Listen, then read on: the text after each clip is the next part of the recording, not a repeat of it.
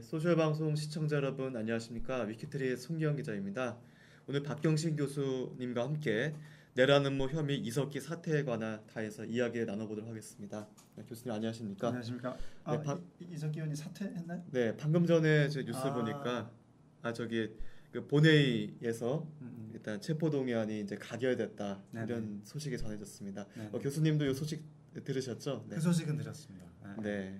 그리고 의원직 사퇴는 안 하겠다 이런 입장을 밝혔는데 현재까지 그런 입장을 유지하는 것으로 제가 알고 있습니다.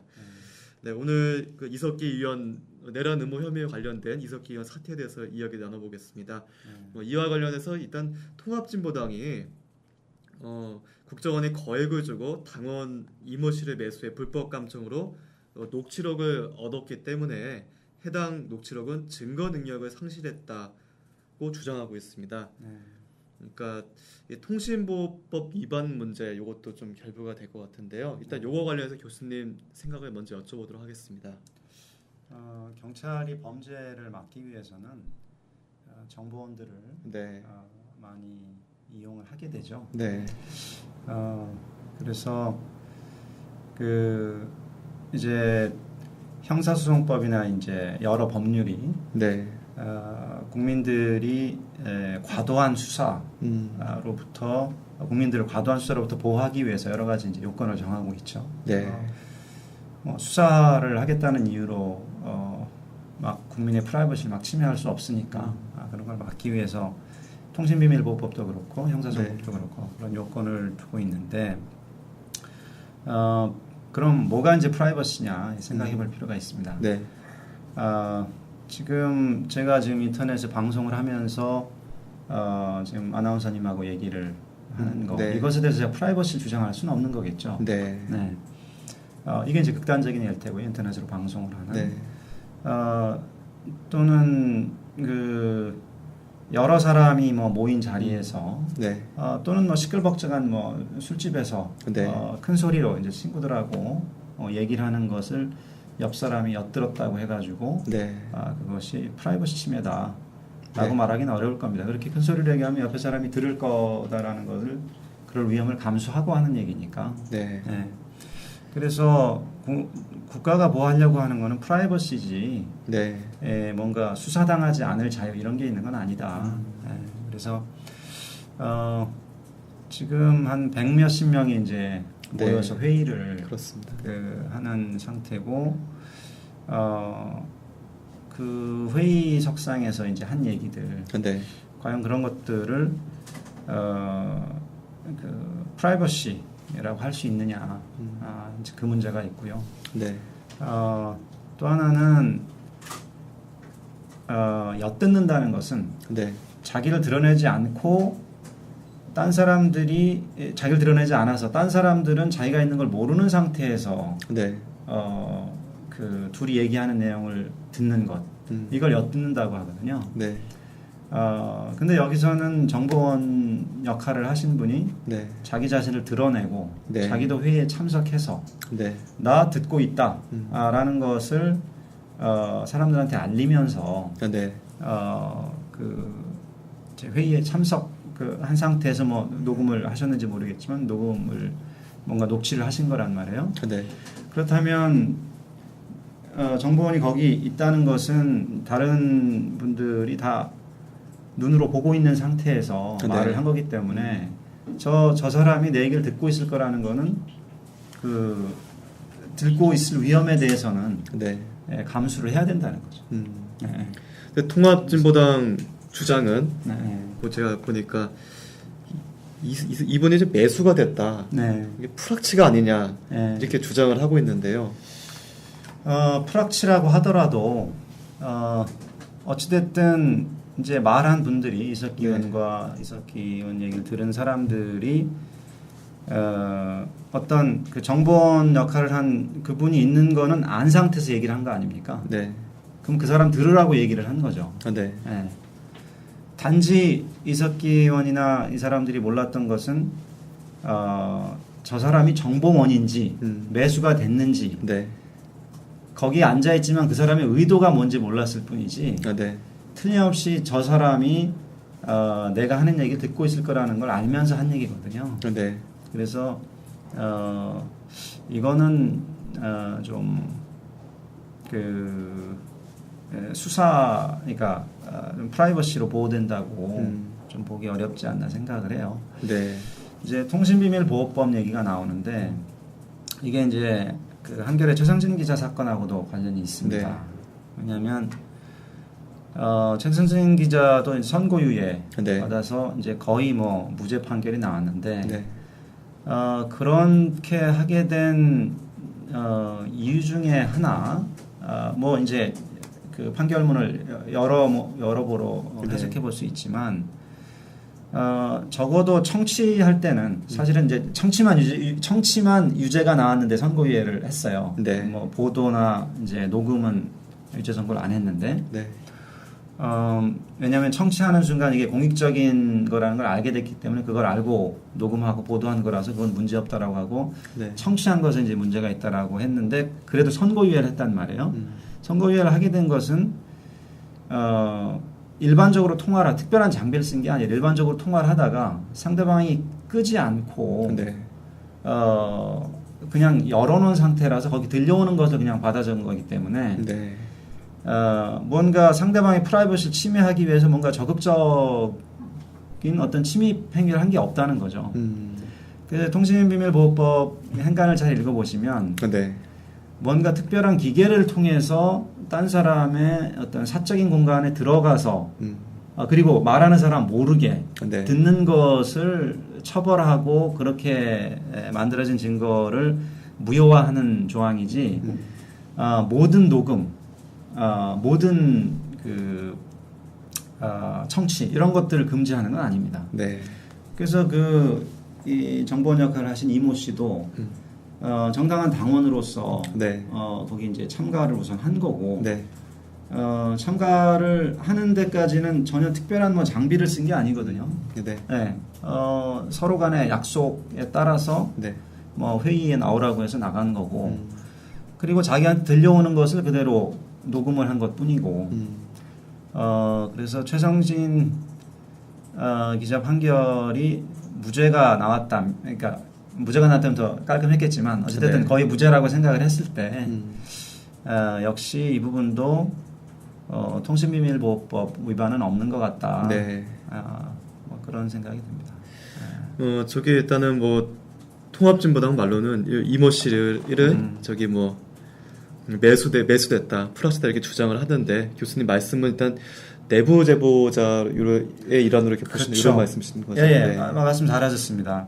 사실은 내부 제보를 하려다 보면 네. 이런 식의 테크닉을 쓸 수밖에 없습니다. 네. 예를 들어서 지금 뭐 지난주에 나와서 이제 그 통신사가 MVIP 인터넷 전화 차단하는 것에 대해서 네. 말씀드렸는데 이제 실제 상황이 어떤지 알아보려고 제가 뭐 상담원한테 뭐 전화를 한다. 네. 전화할 때 의도는 사실은 뭐 진짜 상담을 받으려는 게 아니라 뭔가 좀 소송에 도움이 될 만한 그런 네. 정보를 얻기 위해서 완전히 다른 의도를 가지고 이제 전화를 하는 거죠. 네. 전화를 하면서 특별한 장비를 쓰는 게 아니라 일반적으로 사용된 전화를 사용하면서 그 상담원하고 얘기한 걸 뭐 녹음을 했다. 뭐 예를 들어서 이렇게 하면 국제전화 됩니까 안 됩니까 인터넷 전화로 안 된다라고 얘기하는 걸 제가 뭐 녹취를 한다. 물론 이제 그 소송에서 그럴 필요는 전혀 없습니다. 왜냐하면 네. 야권에도 나와 있는 거라서. 그러면서 제가 녹음을 했다. 그러면 그거는 그 상담원 몰래 녹음한 거니까 그러면 그 통신비밀보호법 위반이냐 아니거든요. 네. 이건 제가 그 상담원은 항상 전화를 받도록 그 훈련이 된 사람이고 네. 딱 통화를 할 때 그 이 통화는 이 열려진 공간이라는 거죠. 이미 그 나한테 열려진 공간이라는 거죠. 네. 예. 어떤 뭐 통신사의 프라이버시나 뭐 상담원의 프라이버시가 적어도 저에 대해서는 이렇게 주장될 수 없는 그런 상황이라는 거죠. 네. 왜냐하면 저도 이미 참여하고 있는 대화이기 때문에 그래서 저한테 들리는 대화를 뭐 제가 그냥 녹음을 한다. 네. 그게 통신비밀보호법 위반은 아닙니다. 예를 들어서 제 3자가 네. 상담을 하고 있는 것을 제가 도청을 해서 딴다. 그러면 제가 듣고 있다는 걸 모르는 상태에서 막 대화가 이루어지니까 네. 그건 이제 도청이 되고 그거는 증거 능력도 없고 네. 이제 그렇게 되는 건데 이거는 뭐 그런 상황은 아닌 것 같습니다. 아, 그렇군요. 네, 네. 알겠습니다. 이제 또 하나 더 궁금한 게 있습니다. 네. 이석기 의원에게 받고 있는 혐의가 이 내란 음모 혐의입니다. 근데 이게 구체적으로 이게 처벌이 가능한지 또 그렇지 않은지 이것도 굉장히 많이 논쟁거리가 지금 되고 있는데요. 여기에 대한 교수님 생각도 저도 궁금합니다. 예. 내란 음모죄에서 검찰이 이제 내란 선동죄를 추가하겠다. 네. 이제 이런 공식 발표였는지 모르겠지만 하여튼 그런 제보가 이제 흘러나왔는데 네. 왜 검찰이 내란 선동을 포함하려고 했을까? 거기에 이제 좀 중요한 시사점이 있는 것 같습니다. 네. 음모라고 하면 음모를 처벌하는 이유는 예를 들어서 이제 미수가 있죠. 미수. 네. 미수는 어떤 범죄 결과가 있으면 범죄 결과를 향해서 뭔가 적극적인 행위를 조금은 해야 됩니다. 네. 네. 예를 들어서 살인 미수다 그러면 이제 누구를 죽이고 그래놓고 이 총을 사서 네. 최소한 그 사람을 죽이러 최소한 집 밖에 나서거나 그 집 앞까지는 가거나 네. 이래야 이제 살인 미수가 적용되는데 살인 모의는 그런 행위를 필요로 하진 않습니다. 네. 근데 대신 서로 간에 합의를 하는 거죠. 몇 날 며칠 저 사람을 죽이러 만나자 합의를 하는 것을 이제 모의라고 합니다. 그 모의를 처벌하는 이유는 아무런 그 범죄 결과를 향한 어떤 그래서 한 발도 안 디뎠는데 모의만 해도 처벌하는 이유는 네. 이미 모의를 함으로써 모의를 하고 이제 헤어지면 각자 이제 범죄를 위해서 행동을 이미 시작을 할 거 아닙니까? 네. 물론 이제 요즘 핸드폰이 있으니까 연락해서 뭐 하지 말자라고 그만 얘기를 하지만 네. 어찌됐든 서로가 서로에게 이제 도구가 된 살인 도구가 되는 상태거든요. 네. 네. 그렇기 때문에 이미 그런 모의를 한 것은 살인이라는 결과를 저지르기 위해서 몇 발 디딘 것이나 마찬가지다. 즉 뭐냐면 나중에 각자 맡은 역할만 하게 되면 살인이라는 결과가 나오도록 이미 배는 항구를 떠난 거다. 네. 이렇게 보는 거죠. 우선 합의를 하게 되면. 네. 서로 간에 어떤 동기가 있어서 합의를 했을 테니까 네. 서로 주고 기브 앤 테이크가 있으니까 이제 그 합의를 했을 테고 네. 그걸 가지고 이제 각자 이제 자기 맡을 역할을 하면 살인이라는 결과가 딱 나타나게 이렇게 되는 거라서 모의도 처벌을 하는 거거든요. 네. 근데 여기서는 가장 결정적으로 전쟁이 나면 이걸 하겠다. 전쟁이 나면 저걸 해야 되지 않냐. 네. 기본적으로 지금 전쟁이 안 났잖아요. 네, 그렇습니다. 네, 그 언제 날지도 모르는 거고. 네. 그렇기 때문에 그렇기 때문에 합의가 있었다고 보기가 어렵습니다. 그러니까 구체적인 합의가 언제 무엇을 하겠다는 구체적인 합의가 있다고 보기가 어렵습니다. 네. 전쟁 나기 전에 그 사람들 죽을 수도 있는 거고 네. 전쟁 나기 전에 당이 깨져서 그 RO가 그냥 깨져서 실현 불가능할 수도 있는 거고 네. 도리어 전쟁이 나면이라는 말이 붙어서 그것의 반대는 뭐냐면 전쟁이 안 난 상태이기 때문에 안 한다라는 것으로도 네. 읽힐 수가 있는 거거든요. 네. 먼저 논리학적으로는 전쟁이 안 나면 전쟁이 나면 안 한다라고 곧바로 해석되지는 않는데 어찌됐든 전쟁이 안 났기 때문에 뭔가 하겠다는 합의는 지금 무효인 상태거든요. 그래서 그 외국의 영미법계에서 이제 매우 중요한 1400년대 판례가 하나 있습니다. 네. 마을에서 이제 무슨 칼 쓰는 사람들끼리 싸움이 난 거예요. 네. 근데 이제 한 사람이 딱 칼을 들면서 판사만 지금 마을에 없었으면 넌 죽었다 이런 말을 한 거예요. 네. 근데 근데 이제 그것에 대해서 협박, 이제 고소 같은 게 들어왔는데 거기에 대해서 판사가 뭐라고 얘기했냐면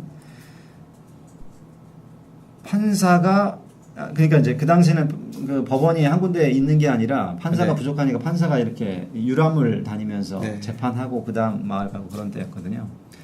판사만 없었다면 널 그냥 안 두겠다라고 말했기 때문에 네. 그때 판사가 마을에 있었기 때문에 네. 저 협박으로 볼 수 없다 이렇게 판시를 합니다. 네. 그러니까 이거를 지금 전쟁이 나면 아주 불확정적인 미래에 미래가 발생하면 뭘 하겠다. 네. 이거를 과연 그 살인 모의 같은 그런 모의로 볼 수 있느냐? 네. 아주 어렵다는 거죠. 뭐 이렇게 이런 것도 생각해 보십시오. 뭐 예를 들어서 이제 공안통인 검사나 뭐 경찰 이런 데에서 가끔 이제 이렇게 삐져나오는 얘기들을 네. 보면 이번에 정권을 잡으면 뭐 종북 척결하겠다. 그래서 뭐 종북 5,000명을 뭐 잡겠다. 네. 뭐 실제 검찰총장 중에 사석에서 그런 얘기를 한 사람들이 있다고 해요. 네. 뭐 3,000명을 잡아넣겠다. 과연 그런 말을 했다고 해서 그런 말을 부하 직원들하고 했다고 해서 네. 그 말을 한 걸로 가지고 예를 들어서 그런 경우 이제 어떤 죄가 적용됐을까요? 무고죄. 고소를 한 게 아니까 무고죄가 아니라면 뭐 직권남용 모의죄 네. 이런 걸 뭐 적용할 수 있겠느냐? 정권을 잡을지를 전혀 모르는 상태에서 거기 이제 big if가 있는 거죠. 커다란 이 가정법으로 네. 한 말이기 때문에 우선 내용 자체가 모의라고 볼 수가 없고요. 네. 그리고 두 번째는 그 회의 녹취록을 보시면 알겠지만 이게 나는 뭐 하겠다 그러면 여기 합의하고 그래 그럼 네가 그거 해. 그러면 네가 이제 그 압력밥솥으로 폭탄 만들 거야. 네가 압력밥솥 사. 네. 이런 내용이 있는 게 아니고 네. 뭘 해야 되겠습니까? 그러면 뭐 저는 이런 걸 했으면 좋겠습니다. 뭐 이런 식으로 그 자기의 어떤 견해를 얘기하는 자리였지. 네. 거기서 뭔가 계획이 만들어진 자리는 아니었거든요. 네. 그래서 역시 내용뿐만 아니라 그 말의 어떤 형식, 네. 대화의 형식들을 보더라도 모의라고 보기 어렵다. 이건 마치 그 언소주가 뭐 저기 광고주 불매 네. 운동할 때 네. 거기 그냥 홈페이지에다가 이러이런 신문들 그 광고 사주는 이런 업체들에 전화합시다. 네. 라고 떠 있으면 그 밑에 그냥 나는 여기 전화했습니다. 나는 여기 전화할 겁니다. 그러면 그걸 확인하거나 그래요. 그럼 당신은 거기 하세요. 그러면 뒤에 분은 이 다른 회사 하시기 바랍니다. 뭐 이런 식으로 분배를 해서 서로 간에 의무를 지워준다라는 그런 게 전혀 없었거든요. 네.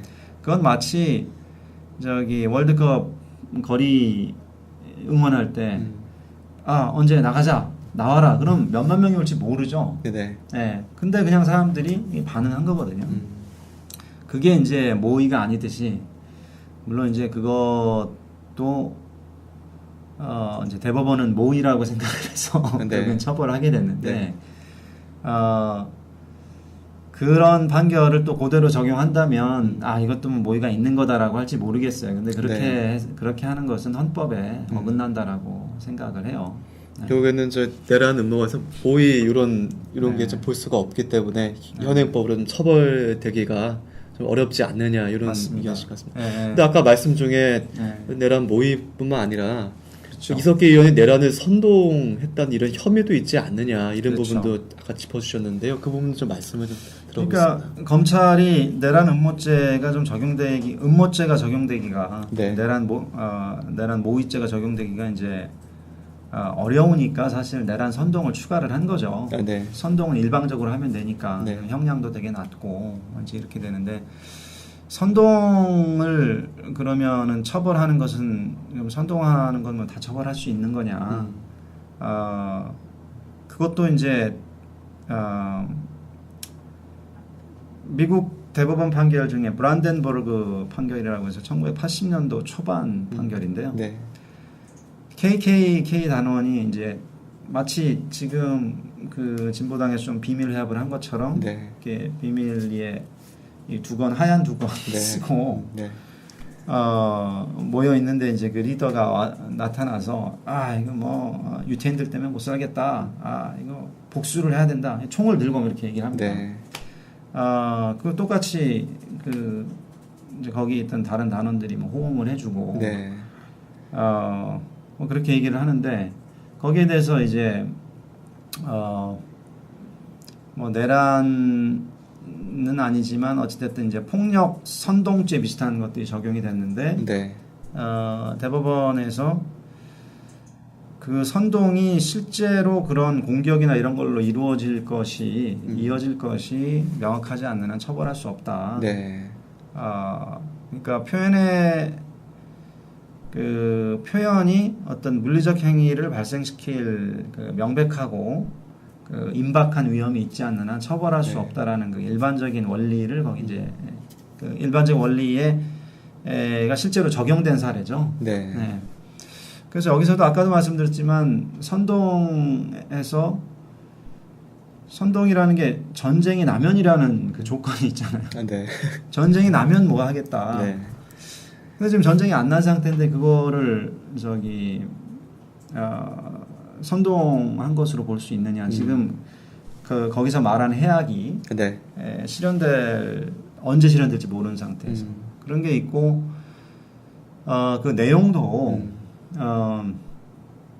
그렇지 않습니까? 이게 뭐 어디에 뭐 IDC를 뭐 공격해야 된다. 근데 공격할 힘들이 없잖아요, 지금. 네. 거기서 뭐 얘기 나온 게 압력밥솥으로 뭐 폭탄을 만들고 뭐 장난감 총으로 뭘 쏜다는 얘기도 안 하고 그냥 조준을 할 수 있다. 네. 지금 그런 얘기 나오는 게 지금 아무것도 없어서 그런 거거든요. 네. 예. 뭔가 그 무기나 그런 게 있으면 그런 얘기 안 나왔겠죠. 네. 그러니까 전혀 실현 가능성이 없는 그 아까 말씀드린 그 브란덴부르크 판결에서도 네. 그 사람들은 실제 실탄하고 총 다 가지고 있었고 네. 거기서 우리가 회원 수가 많다. 우리가 지금 20만 명이다. 먼저 이렇게 얘기를 하는데 네. 실제 20만 명이 아니었거든요. 그러니까 주관적으로 자기가 능력이 있다고 생각을 해도 그게 객관적으로 전혀 뭐 실현 가능성이 없으면 네. 그거를 언제 일어날지도 모르는 일에 대해서 그 처벌하는 것은 문제가 있다는 거죠. 네. 잘 생각해야 되는 게 이것을 이제 선동죄로 이제 처벌하기 시작하면 상당히 많은 일들이 이제 범죄가 될 수가 있습니다. 구체적으로 좀 어떤 사례들이 있나요? 뭐 이미 아까 말씀드렸던 이제 뭐 종북 척결하겠다. 네. 뭐 이제 이런 말을 하는 것도 뭐 선동죄가 될 수가 있는 거고요. 네. 뭐 척결이란 말이 절대로 그게 뭐 좋은 말이 아니지 않습니까? 네. 뭐 그런 일도 있었죠. 뭐 어떤 대통령 당선되면 정말 죽여버리겠다. 근데 협박죄 적용 안 됐거든요. 네. 특수협박죄 적용 안 됐습니다. 그런 것도 이제 그 실제 실현 가능성도 없고 구체성도 없는데 그 구체성도 없는 것들인데 이번에 이제 이런 걸 이런 걸 선동죄로 처벌하게 되면 그 앞에서 이제 처벌 안 된 것들도 이제 처벌이 가능해지는 네. 그런 상황들이 오게 되는 거죠. 네, 알겠습니다. 오늘 크게 두 가지 이슈로 저희가 지금 얘기를 나눠보고 있습니다. 일단은 그 해당 녹취록 이게 증거 능력이 있는지 또 이게 통신보호법 위반에 해당이 되는지 이 여부 하나 하고요. 두 번째는 이석기 의원에 적용된 내란 음모 혐의가 과연 적용이 가능한지 이거 관해서 교수님과 말씀 나눠보고 있습니다. 이게 두 가지 이야기에 관련해서 좀 아직 미처 말씀하시지 못하신 얘기나 좀 추가적으로 말씀하실 게 있으시면 좀 더 부탁드리겠습니다. 제가 미국에서 생활할 때 저는 이제 그 거기 뭐 노동자 변론 같은 걸 이제 하고 그래서 그러다 보면은 이제 노동자들 뭐 시위하고 이러는데 네.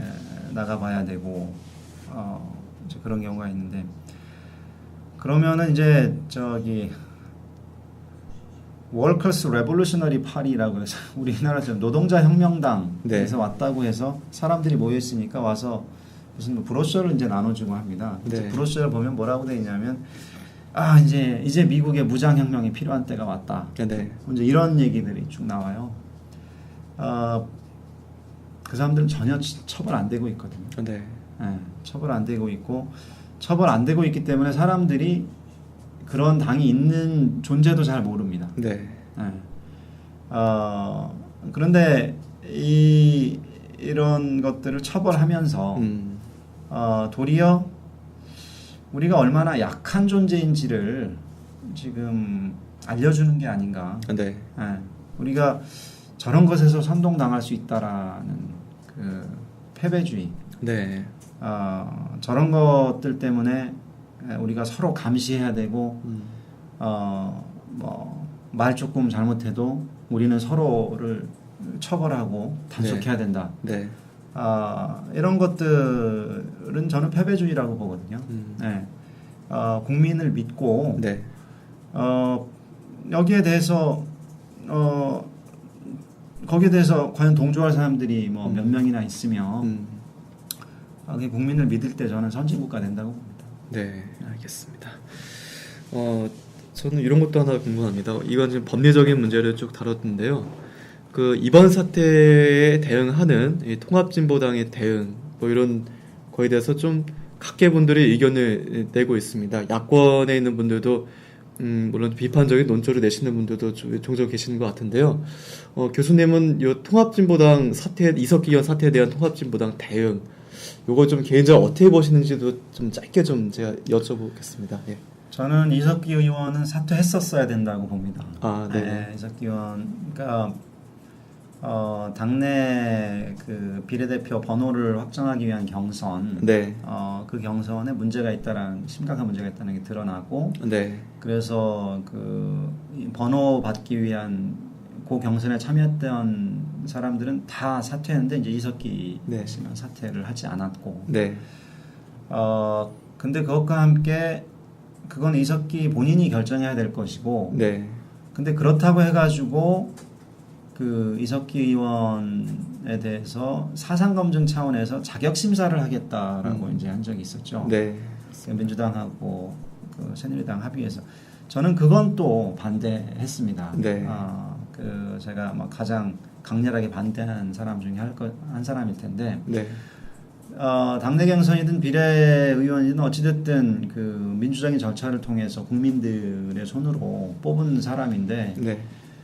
그거를 지금 선출 이전에 있었던, 선출 이전에 있었던 일을 가지고 이미 당선이 됐는데 실격을 시키려면 그 실격 사유들은 법에 명백히 나와 있거든요. 그래서 공직선거법에서 뭐 징역형 이상, 뭐 이런 식으로 그 법도 국민의 대표인 국회의원들이 만든 거니까 그것도 효력이 있죠. 그러면 이제 법이 정한 대로 그렇게 명백할 때만 사퇴시킬 수 있는 것이지, 그걸 국회에서 그 심사를 해가지고 이미 국민이 거기서 당선이 됐다는 게 이미 국민이 다 이제 선출 이전에 있었던 일이라면 국민이 용서를 한 것이고, 선출 과정에 있었던 거라면 이미 그 공직선거법에서 사퇴 사유가 아닌 것으로 이미 정리가 된 것이고, 그러니까 공직선거법에서 사퇴 사유를 그렇게 명백하게 해놨기 때문에 항상 재판 결과를 이렇게 숨졸이면서 기다려왔던 건데, 그거를 선출 과정에 뭐 좀 문제가 있다고 해가지고 그 각 당에서 그냥 결정을 해버리는 것은 문제가 있죠. 물론 선출된 다음에 이건 이제 국민이 선출된 다음에는 이제 더 이상 국민의 감시나 국민의 선택 사항이 아니잖아요. 이제 이제 국회의원이 선출이 됐기 때문에 앞으로 4년 동안은 이제 국민의 어떤 그 비판 이상으로는 국민의 통제권을 벗어난 상태이기 때문에 네. 그때는 국회의원이 한 말이나 이런 것에 대해서 저는 그 비판하고 자격 심사도 할 수 있고 네. 왜냐하면 국회가 사실 국회의원이 한 사람 한 사람이 국민으로부터 권한을 받았지만 또 국회거든요. 네. 회의의 일원으로서 권한을 받은 건데 다른 의원들이 보기에 이 사람은 회의의 동료로 받아줄 수 없다. 그러면 이 사람은 국회의원으로서 기능을 할 수가 없는 거거든요. 네. 네, 그래서 국회 제명이나 그러니까 선출된 이후에 한 일에 대해서 그러니까 국민의 통제권을 벗어난 이후에 그 자기가 한 행위에 대해서 네. 평가를 해서 제명시키고 전 이런 거는 가능하다고 봐요. 근데 전혀 그런 게 아니었기 때문에 반대를 했었고요. 네. 그 말씀하다 보니까 이제 자격심사 추진안 쪽에서는 이제 제명할 사유가 이제 나타났다라고 이제 하실 수 있겠네요. 네. 왜냐하면 지금 회의나 이런 것들이 이제 국회의원 그 당선된 후에 네. 했던 회의들이기 때문에 현재 국회의원으로서 네. 한 일이기 때문에 그게 아마 지난번에 자격심사가 신청만 하고 진행이 안 되고 있었을 텐데 혹시 그 이번 체포동의안도 이제 그 타결이 됐는데 자격심사를 다시 진행할지 이런 게 또 좀 관전 포인트가 아닌가 생각이 되긴 합니다. 네. 네. 네, 알겠습니다. 오늘 박경신 교수님과 내란 음모 혐의 이석기 사태에 대한 주제로 이야기 나눠봤습니다. 시청자 여러분들도 이석기 의원 사태에 대해서 여러 가지 복잡한 이슈이기 때문에 뭐 좀 난해한 부분도 있을 테고 어떤 게 옳은 건지 판단이 좀 서시지 않는 부분도 있으실 것 같은데요. 오늘 방송을 통해 가지고 이번 사태를 보는 뭐 시사적인 흐름이나 또 이렇게 좀 포인트 이런 것 좀을 가지시는데 좀 도움이 되셨으면 하는 바람입니다. 오늘 교수님 나오셔서 감사합니다. 네, 감사합니다. 네. 네, 시청해주신 여러분도 고맙습니다.